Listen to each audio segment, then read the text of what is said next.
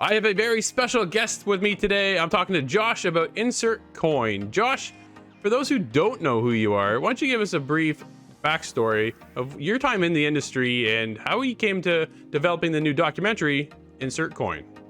Sure. Yeah. My background is I'm a game developer. I've been working in games for 25 plus years, and I started my career at Midway Games in the early 90s. So it's actually the period of time that the film actually covers, and so I was there during the crazy years. I started in 93 and I left around 99.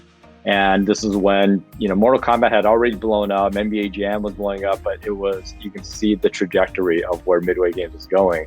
And so I worked with those teams and other games, and then went off to work at EA, formed a couple of my own studios. So I worked in games for a long time, but I always had a real sweet spot for that era at Midway because the games are just so iconic, and I felt like people would be really interested to find out what that team was like.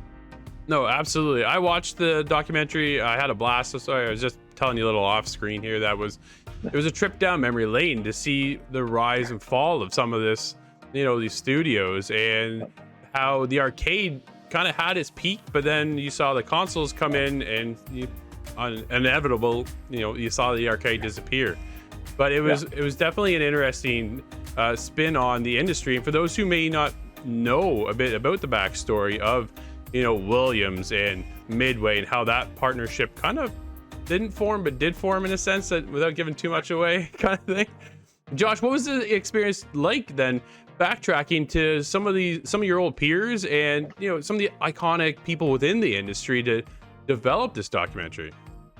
Yeah, it was. It definitely was a trip down memory lane, not just for them, but for myself. So that was, I think, was half the fun, was just to go back and just hang out with everybody and just talk about, act like a bunch of old men and just talk about the old days, and so it was really great. And the nice thing was that, there were a lot of stories that I knew about, obviously, and I experienced when I was there. But it was great to hear the other side of things, where whether it's other team members I worked with or executives on the business end of things, and even rivals from other companies and such. And so that was a ton of fun, and it was great in that because the stories that we're talking about are over 20 years ago. People were just way more candid this time around, and I think it really reflects in the interviews. Probably the greatest story of Midway.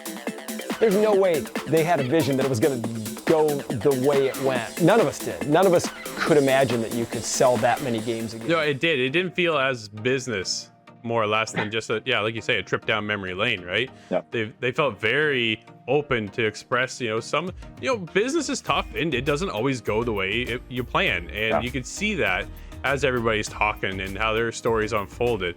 There was a heavy focus on, Williams and how they started, and then the overtake of Midway. Your time there at Midway, how did that affect you when you were doing the documentary of Insert Coin? In terms of the takeover of the companies and such? Yeah, it was interesting because it really, how do I put this?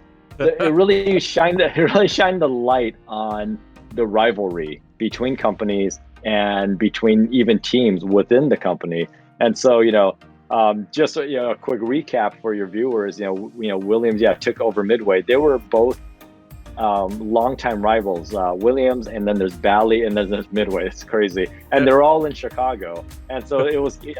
It's kind of like the Yankees and the Mets, or the Cubs and the Sox. Is just these crosstown rivals, and so when they got absorbed into each other, that kind of was added on top of the internal rivalries that were going on. And it's interesting because there's within the company itself, we always felt like we had a good camaraderie with each other, but we were always making sure that we were doing better than the next person, and it was usually pretty good-hearted. But then as success for the company really blew up, that type of relationship started changing, especially when large amounts of money started getting involved. When you were creating and getting your documents together for Insert Coin, how was that process? Like, 'cause that's got to be, how do you contact some of these old chums from a long time ago and, make those connections again and try not to. Did you find yourself stepping on any toes at all, or was it just, hey, I want to catch up and maybe express something that's not out there yet? Yeah, so there were some people that took more persuading than others. Sure. Nobody really was being hesitant because they didn't want to talk about something that really was never really brought up. But like when it came to sensitive topics, surprisingly, I wasn't the one that would bring them up. Like, a lot of times they would bring up things. Nice. And I was like, okay, that's great. you brought that up.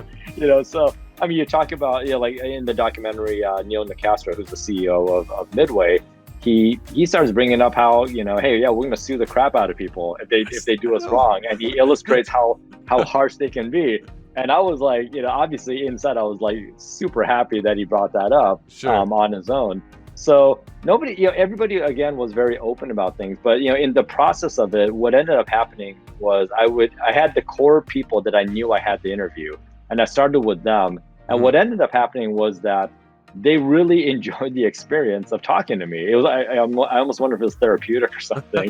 And so when word kind of got around, some of the people that were a little bit hesitant to talk to me would end up talking to the people that I interviewed, and they would hear that, no, this, hey, this is a legitimate film, there, and it was a very good experience that they had. And then they started opening up and allowing me to talk to them also.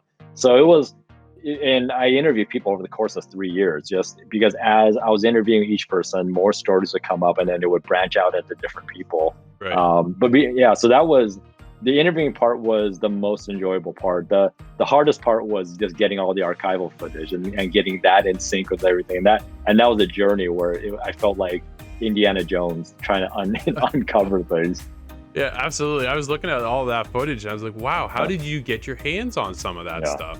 That must have been, you must have been pulling some pretty good strings to get that stuff there, Josh, because there was old content, right? That I think a lot of people wouldn't expect to see at all. And I think that's a highlight and it's a feature within the film itself. I guess this is one of the first, body part games. I think maybe the first. The mission was to make it look real. I love the gore and the blood and the guts spilling everywhere. It's really cool. You think that's a good thing to put in an arcade where little kids are there? I remember the first two guys that played it. They were literally drug dealers. I remember actually a member of the board of directors called the game a surrealistic nightmare. And it's currently the #1 video arcade game in the country. When are people going to see Insert Coin and how can they watch it? Yeah, so right now, Insert Coin is available on virtual cinemas. Actually, literally all over the country, all over the world, because people can get access to it wherever they are internationally. We're working with Alamo Drafthouse on demand to do the virtual cinemas, and then on top of that, we've partnered up with theaters all across the country, in the U.S. and in Canada, for virtual cinemas. So theaters are really hurting right now, and so a lot of these local indie theaters have partnered up with us, where you can basically get a virtual ticket of for the movie itself, and then it'll send you to a link where you can watch the film streaming at home. So that's where it's at right now. And then on December 14th, it'll be available on Amazon Video on Demand also. And then it'll go wider after that. That's excellent.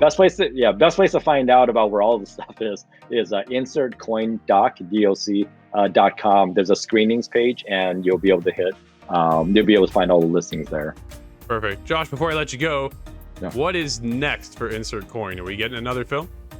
Oh my gosh, I've been asked that so many times now, and my usual, about a week ago, it was like, no, I can't even think about that. And now I'm starting to I still can't think about that. But at the same time, I'm thinking maybe, 6 months from now, I'll revisit and do do the Snyder cut, which is like the gigantic version of it. And that'll be for the hardcore, hardcore fan. Yeah, for sure. I think it'd be like the Godfather saga. Awesome. Josh, thanks so much for being on the show. Everybody, go check out Insert Coin. This is definitely a film you're going to want to see. That was awesome, Josh. Thank you so much for your time. Awesome. Oh no, thank